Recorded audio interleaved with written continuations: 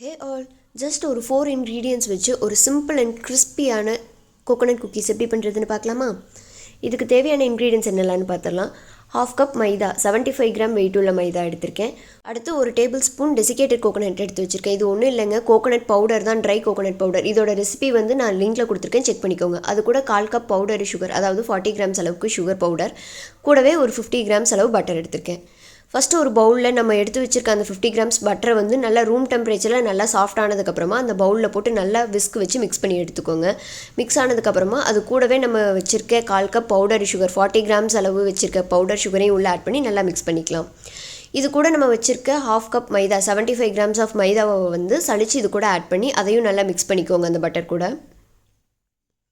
இது பாதி மிக்ஸ் ஆனதுக்கப்புறமா நம்ம வச்சுருக்க அந்த ஒரு டேபிள் ஸ்பூன் டெசிகேட்டட் கோகோனட், இது வந்து ஒரு ஆல்மோஸ்ட் ஒரு 5 கிராம்ஸ் வர அளவுக்கு எடுத்துக்கோங்க. அது கூட சேர்த்து நல்லா பிசைஞ்சு ஒரு சப்பாத்தி மாவு பதத்துக்கு வர அளவுக்கு நல்லா பிசைஞ்சுக்கோங்க. பிசைஞ்சிட்டு ஒரு பால் மாதிரி ரெடி பண்ணி வச்சுக்கோங்க. இப்போ ஒரு சில்வர் பிளேட் எடுத்துகிட்டு நம்ம ரெடி பண்ணி வச்சுருக்க அந்த குக்கி டோவிலேருந்து கொஞ்சமாக எடுத்து அதை கையில் வச்சு நல்லா பால் மாதிரி ரொட்டேட் பண்ணிவிட்டு அது 2 கைக்கு நடுவில் வச்சு ப்ரெஸ் பண்ணி அந்த குக்கியோட ஷேப் ஃபார்ம் பண்ணிக்கோங்க. இந்த மாதிரி நம்ம ஃபார்ம் பண்ணதுக்கப்புறமா அதை வந்து ஒரு பவுலில் வந்து இல்லைனா ஒரு பிளேட்டில் வந்து டெசிகேட்டட் கோகோனட் ஒரு டேபிள் ஸ்பூன் எடுத்து வச்சுட்டு அதில் போட்டு இதை நல்லா பெரட்டி எடுத்திங்கன்னா உங்களுக்கு அந்த டெசிகேட்டட் கோகோனட் ஃபுல்லாக இதில் வந்து ஒட்டிடும். இது எதுக்காகனா மேலே வந்து பார்த்திங்கன்னா உங்களுக்கு சாப்பிடும்போது நல்லா க்ரன்ச்சியாக இருக்க மாதிரி இருக்கும். இப்போ இது எல்லாத்தையும் ஒரு பிளேட்டில் அரேஞ்ச் பண்ணி எடுத்து வச்சுக்கோங்க.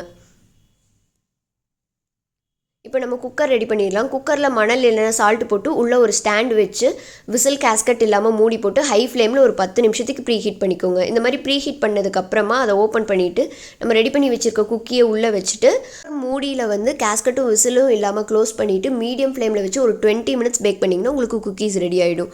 20 மினிட்ஸ் கழிச்சு ஓப்பன் பண்ணும்போது பார்த்தீங்கன்னா மேலே இது மாதிரி கோல்டன் ப்ரௌன் கலர் வந்துச்சுன்னா குக்கீஸ் ரெடி ஆகிடுச்சுன்னு அர்த்தம். இப்போ இந்த பிளேட்டை வந்து குக்கர்லேருந்து வெளியே எடுத்து வச்சுட்டு ஒரு 1/2 அன் ஹவர் கம்ப்ளீட்டாக கூல் டவுன் ஆக விட்டுருங்க. அதுக்கப்புறம் எடுத்திங்கன்னா குக்கீஸ் உங்களுக்கு நல்லா கிறிஸ்பாக க்ரன்ச்சியாக கிடைக்கும். இந்த டெசிகேட்டட் கோகோனட் ரெசிபியோட லிங்க் வந்து நான் டிஸ்கிரிப்ஷனில் கொடுத்துருக்கேன், செக் பண்ணிக்கோங்க.